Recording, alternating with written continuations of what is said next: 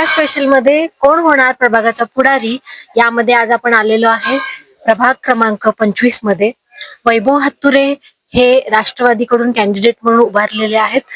आज आपण जाणून घेणार आहोत त्यांच्याकडून येणाऱ्या काळामध्ये त्यांची रणनीती. सर, प्रचाराला सुरुवात झालीये, तर कसा आता तुमचा दिवस म्हणजे चालू झालेला आहे? मॅडम, सध्या प्रचाराला सुरू झाल्यापासून मी माझ्या मतदारसंघातील प्रत्येक घरी जाऊन होम टू होम प्रचाराचा यंत्रणा चालू आहे. यामध्ये मी लोकांना भेटतोय, माझ्या कामाबद्दल त्यांच्याशी चर्चा होते, त्यांनी माझ्याबद्दल उत्स्फूर्त काय घडलं याबद्दल चर्चा होती. 2 मिनिट मी प्रत्येक घरी भेटतोय आणि त्यामध्ये लोकांचा प्रतिसाद चांगला मिळतो. सध्या मागील कामाबद्दल काय रिस्पॉन्स आहे लोकांचा?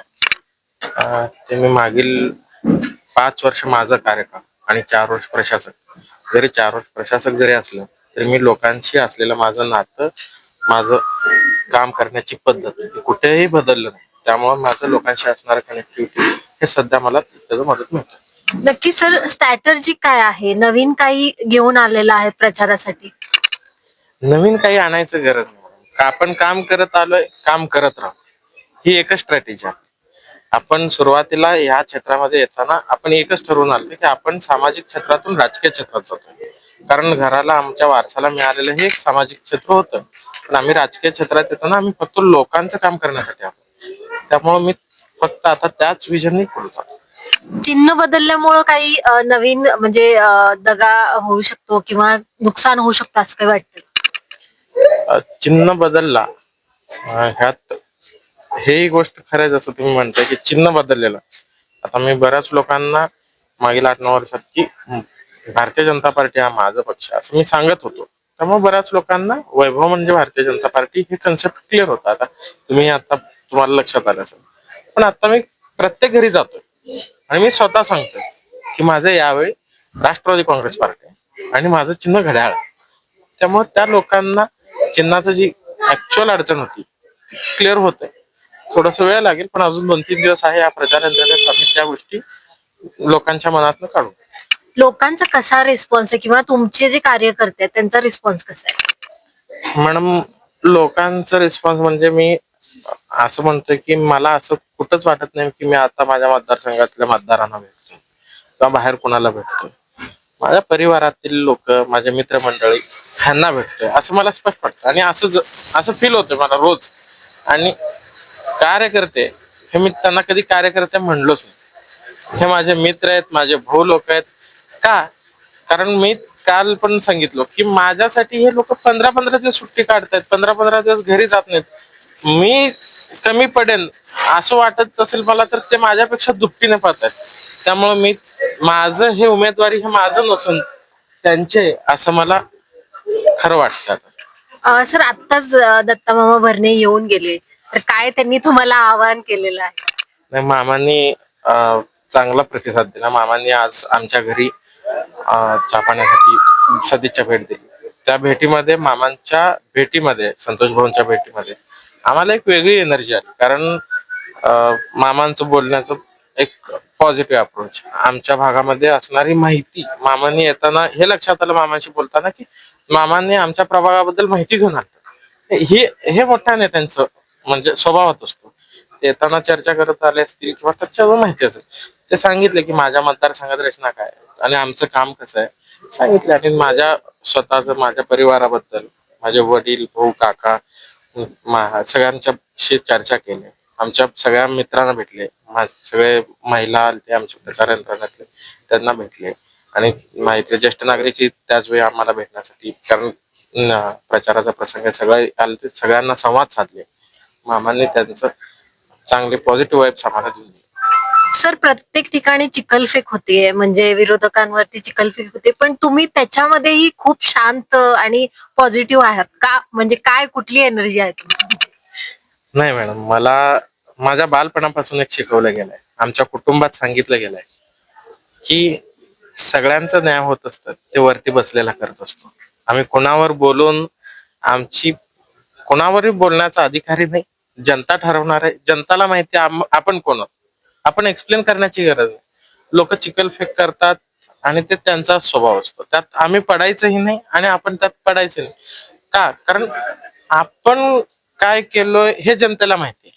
आणि आम्हाला ज्यांनी चिखलफेक करतायत पण कोण, माझं ह्याच मतदारसंघाचं नाही, मला पूर्ण शहराचं बोलायचं की एकमेकावर चिखलफेक करण्यात तुम्ही, मी चांगला तू वाईट हे सांगायचा विषयच नाही. कारण आपण रोज जनतेच्या समोर जातो, त्या प्रत्येक माणसाला माहितीये की आपण काय. त्यामुळे मी बोललो तर कोणाचा प्रतिमा खराबही होऊ शकत नाही, किंवा मी चांगलं म्हणलो तरी चांगलंही होऊ शकत नाही. ही जनता ठरवत असती, पब्लिक ठरवत असती. त्यांना माहितीये आपण खूप झालं 10-15 मिनिटापुरतं त्यांचं ब्रेन वॉश करू शकतो. त्यामुळे मी ह्या गोष्टीत कधी पडत नाही आणि पडतही नसतो. आपल्याला काय काम करायचंय, जनतेचं काम करायचं, आपल्याला काय आपलं काय म्हणणं आहे तेवढंच त्यांना पोचवायचं. सर 13 तारखेपर्यंत आपला प्रचार आहे, तर काय येणाऱ्या काळामध्ये काही नवीन होणार आहे का प्रचार यंत्रणेमध्ये? नाही मॅडम, प्रचार यंत्रणेमध्ये माझ्यापेक्षा माझे मित्रमंडळी, माझ्या परिवारातले सगळेजण त्यांचे एफर्ट लावतात. आम्ही सगळ्यांना भेटतोय. झालेल्या कामामुळे आम्हाला चांगलं मदत होते. त्यामुळं आम्हाला ही यंत्रणा फक्त आमच्या लोकांपर्यंत आमचा चिन्ह आणि आमचं पॅनल एवढं पोहोचवण्याचा एकच उद्देश, एवढंच येतोय. आणि तेवढं पोहोचलं तरी पण आमच्यासाठी सगळ्यात जास्त फायदेशीर ठरू शकतो. किती पर्सेंट वाटतंय सर की आता, म्हणजे तुम्ही आता फिरताय तर तुम्हाला थोडंफार लक्षात आलं असेल की माझी सीट आता आहे, इथपर्यंत तरी आहे येण्यासाठी? नाही मॅडम, तुम्ही आता 2-3 दिवस जर फिरलात की तुम्ही स्वतः सांगाल की 100% सीट लागेल. मी सांगणं हे वेगळं आणि तुम्ही सांगणं वेगळं. आता माझ्यासोबत फिरणारा माणूस जर तुम्हाला म्हणत असेल की 100% सीट आम्ही लावून दाखवतो, किंवा तुम्हाला जनतेतनं सुद्धा जर प्रतिसाद तुम्ही घेतला तरी समजेल की आमचं सीट लागणार. आणि मी सीट लागते हे खात्रीशीरच मी राजकारणात उतरतो. आणि मी निवडणुकीत मी उभारलेलो नाही, मला जनतेने उभा केलं. कारण ह्या जे मध्ये घडलेले प्रसंग होता, तिकीट वाटपाचा विषय असू दे किंवा पक्ष बदलायचं, हे मी एकटा किंवा माझ्या परिवारातले एकट्याने असं बसून आम्ही ठरवलं नव्हतं. हे सगळं घडण्यासाठी आमच्या मागे ही जनतेची ताकद होती, या जनतेचा विश्वास होता. त्यामुळे हे निर्णय घेऊ शकलो. त्यामुळे त्यांच्या भरोश्यावर आज मी सांगू शकतो की मी 100% या भागातून आमचं पॅनल निवडून येणार. सर बघितलं तर ह्या भागामध्ये मुस्लिम समाज जास्त आहे, आणि ऑब्विसली मुस्लिम समाज जर बघितला तर जास्त करून काँग्रेसकडे वळणारा आहे. तर त्याबद्दल काय सांगत तुम्ही?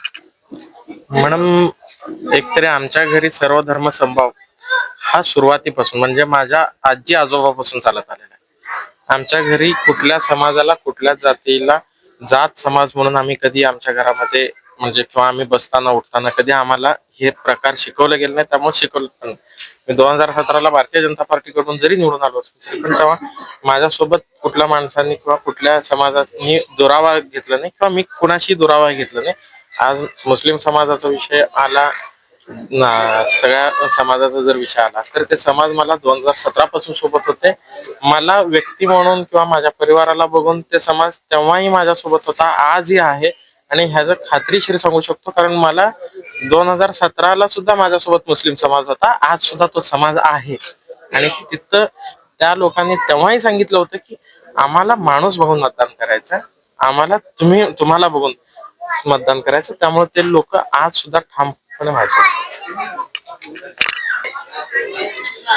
सर तुमच्या मागे बघितलं तर युवकांचं जास्त क्रेज दिसून येतो, म्हणजे अगदीच कुठलाही समाज असू दे किंवा कुठल्याही वयो गटातली ती मुलं असू देत, तर ती तुमच्या मागे दिसतात. तर काय याच्या मागे काय रहस्य आहे? ह्यात खूप मोठं रहस्य असायचं काय गरज नाही. आपण त्यांना आपल्या जीवाभावाचं म्हणून मानतो, तेही आपल्याला असंच मानतात. आमच्या घरी अजून सुद्धा एक प्रथा आहे, माझी आजी असतानापासून जी चालू आहे, की आपलं घराचं दार हे प्रत्येक माणसाला उघड आहे. मी आज घरी आहे नाही हे इथल्या आलेल्या कोणाला माणसाला देणं घेणं नसतं. घरी आलं तर आमच्या घरातलं कोणी भेटतो, कुणालाही. माझे वडील भेटतात, माझे काका भेटतात, माझा मोठा भाऊ भेटतो, छोटा भाऊ भेटतो, महिला आले माझी आई भेटती, काकू भेटतात. त्यामुळे आमच्या घरी प्रत्येक माणूस येतो. त्यामुळे त्यांना वेगळं काही वाटत नाही. आणि युवक हे आपण त्यांच्या सोबत असतो, रोज उठणं बसणं आमच्या सोबत आहे. त्यामुळे त्यांना आज ते मी मगा म्हणल्यासारखे ते 15-15 दिवस सुट्ट्या टाकून माझ्यासोबत फिरतात. ते माझ्या अजून सुद्धा ते माझ्या मनावर खूप मोठं होत आहे. त्यामुळे त्यांच्यामुळे हे निवडणूक आहे आणि त्यांच्यामुळे मी हे निवडणूक लढतो. सर शेवटचा प्रश्न घेते, वैभव हातुरेंना मतदान का केलं पाहिजे आणि विरोधक जे आहेत त्यांना का करू नये? पहिल्यांदा तर मॅडम मी विरोधकांना मतदान का करू नये ह्याचं उत्तर देणार नाही, कारण ही जनता एवढी हुशार आहे. मी त्यांना म्हणजे मी काय सांगावं, मी मगा बोलल्यासारखं एवढं जनतेला मी मोठा नाही. जनता सगळ्यांच्या बद्दल सगळी माहिती ठेवती, कोण कसा आहे, काय करू शकतो, आपल्यासाठी कोण काय करू शकतो एवढं. आणि मला का मतदान करावं, तर त्याचं कारण एवढं सांगतो की मी मागील 9 वर्षामध्ये कधीही कुठंही कोणीही बोलवलं किंवा माझ्या हातून जे शक्य होईल ते सगळं केलंय. ते माझे मित्र असू देत, माझ्यापेक्षा ज्येष्ठ वडीलधारी असू देत, ज्येष्ठ नागरिक असू देत, माता भगिनी असू देत, माझ्या हातून विकासासोबत त्यांच्या प्रत्येक कुठल्याही मदतीला माझ्या हातून जर शक्य होत असेल तर ते मी केलंय. आणि हे त्यांना सगळ्यांना माहिती आहे. त्यामुळे मी मला का मतदान करावं, तर ते त्यांना सगळ्यांना माहिती की मागील 9 वर्षात मी काय केलंय, त्यामुळे ते मला मतदान करते. सर, विजयाची खात्री किती आहे तुम्हाला? मॅडम, विजयाची खात्री मला 100%, पण माझ्या सोबत फिरणाऱ्यांना 1000%. खूप खूप शुभेच्छा सर. धन्यवाद.